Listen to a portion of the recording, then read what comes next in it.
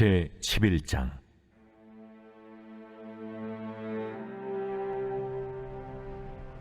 그때에 주의 영이 나를 들어올려서 여호와의 전 동문 곧 동양한 문에 이르시기로 보니 그 문에 사람이 25명이 있는데 내가 그 중에서 아술의 아들 야사냐와 분하야의 아들 블라랴를 보았으니 그들은 백성의 고관이라.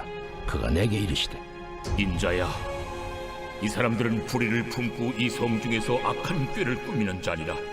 그들의 말이 집 건축할 때가 가깝지 아니한즉 이 성읍은 가마가 되고 우리는 고기가 된다 하나니, 그러므로 인자야, 너는 그들을 쳐서 예언하고 예언할지니라.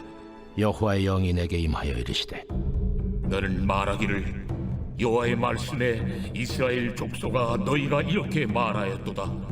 너희 마음에서 일어나는 것을 내가 다 아노라. 너희가 이 성읍에서 많이 죽여 그 거리를 시체로 채웠도다.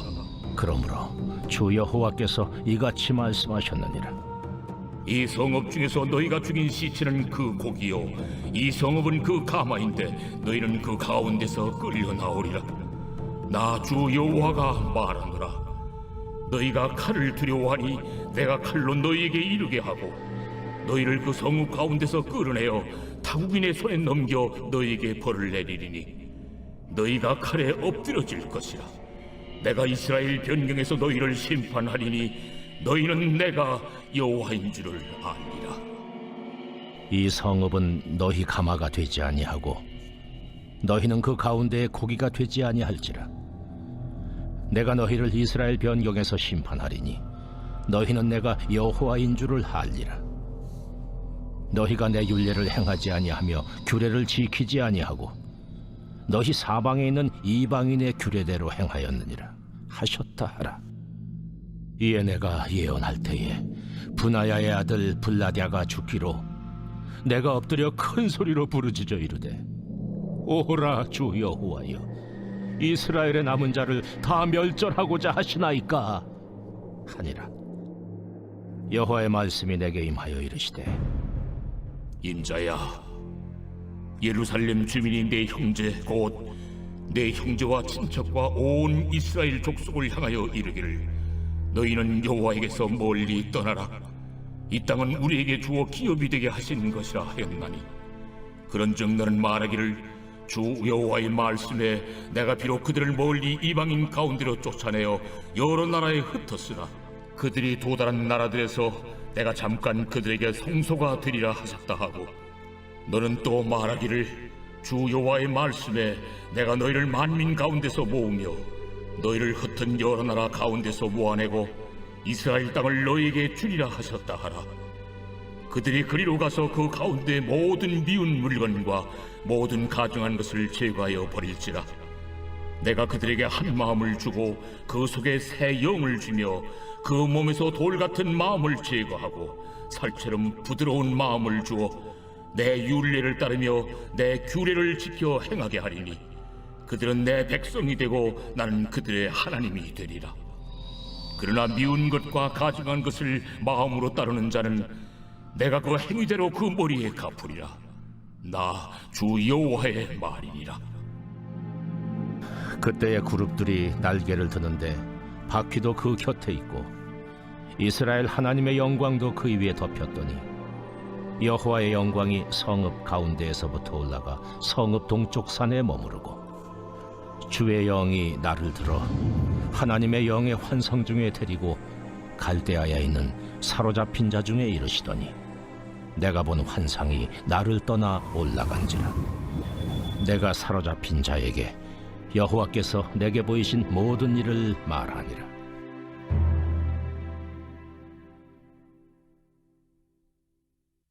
오늘은 에스겔 11장의 말씀으로 함께 은혜를 나누겠습니다. 오늘 말씀에서는 하나님의 뜻과 반대로 행함으로 유다 백성들을 심판의 자리로 더 이끌어가고 있는 사람들이 등장합니다.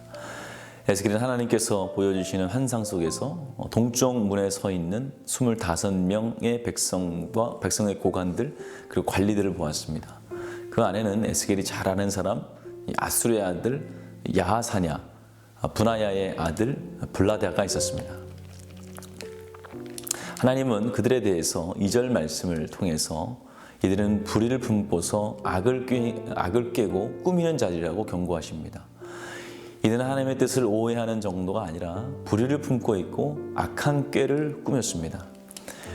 하나님의 뜻은 우상 숭배로 인해 더럽혀진 백성들을 새롭게 만들기를 원하셨던 것입니다. 그러나 이미 타락해버린 유다 백성들은 북이스라엘의 멸망을 보면서도 하나님 앞에 돌아오지 않았습니다. 지도자들은 하나님의 경고를 무시하고 하나님이 설마 우리를 버리시겠느냐, 다윗에게 주신 언약이 있는데, 그리고 하나님은 사랑의 하나님이신데 절대 유다는 멸망하지 않으실 거다라고 말하면서 자신들의 이익을 위해서 하나님의 뜻을 왜곡시키기 시작했습니다. 마치 철로 만든 든든한 가마 속에 있는 고기처럼 자신들은 안전하다고 이야기를 했습니다. 에스겔 선지자가 이미 멸망을 향해 나아가고 있는, 또 멸망 직전에 놓인 백성들을 향해서 경고했지만, 그러나 백성들의 지도자들은 거짓된 평화, 또 거짓된 안전을 말하고 있었다는 것입니다. 그래서 하나님은 그들에 대해서 2절 말씀처럼 이 사람들은 불의를 품고 이성 중에서 악한 꾀를 꾸미는 자라고 책망하신 것입니다. 백성들은 안전한 가마에 있다고 생각했지만 하나님은 그들을 그 가마에서 끄집어내셔서 심판하십니다. 자신이 안전하다고 생각했던 것을 예루살렘 성에서 끌어내셔서 심판하셨던 것입니다. 인간이 스스로 아무리 높고 든든한 벽을 쌓는다고 해도 그 벽이 오히려 자신을 덮치는 무덤이 되고 마는 것입니다. 로마서 12장 2절 말씀에 보면 너희는 이 세대를 본받지 말고 오직 마음을 새롭게 함으로 변화를 받아 하나님의 선하시고 기쁘하시고 또 온전하신 뜻이 무엇인지 분별하도록 하라라고 말씀을 합니다. 세상의 빛과 소금으로 우리를 부르신 하나님의 선하시고 기뻐하시고 온전하신 뜻을 따라 세상을 구별된 삶, 세상을 바꾸는 삶을 살아야 됩니다. 이방인과 똑같이 살아가는 것이 아니라 하나님을 두려워하면서 하나님 말씀을 따라 살고 뜻을 따라 살아가야 합니다. 하나님의 뜻을 아는 것, 시대를 아는 것은 너무나 중요합니다. 성도는 하나님의 심판이 가까웠음을 영적으로 직감할 수 있어야 합니다. 그렇지 않고 가마 속에 고기처럼 헛된 믿음을 가지고 살다 보면 위험에 처하게 되는 것입니다. 성도는 하나님의 뜻을 분별하고 또 시대를 보는 눈을 갖고 있어야 합니다. 왜냐하면 하나님께서 나에게 믿음을 주신 이유를 우리가 알아야 되기 때문입니다. 왜 하나님께서 나에게 믿음을 주셨고 복음을 깨달아 알게 하셨는지를 바로 알아야 됩니다. 그것을 사용하라는 것이죠. 복음을 전하고 그 복음으로 살라는 주님의 이유가 있는 것입니다. 그럴 때 주님 뜻대로 살아갈 수 있을 것입니다. 주님 앞에 설 때 부끄럽지 않은 당당한 삶을 살게 될 것입니다.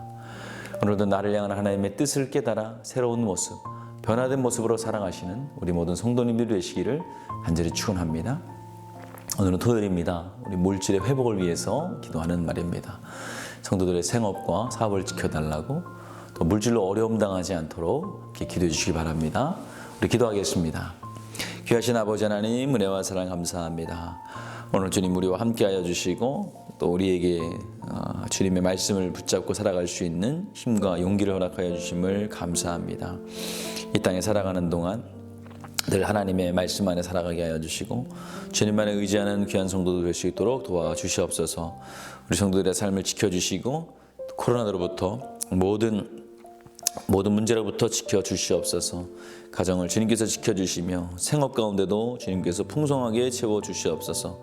담임 목사님 말씀 사역 가운데 늘 성령의 압수 운행하여 주시며 놀라운 역사들이 날마다 일어날 수 있도록 도와주시옵소서.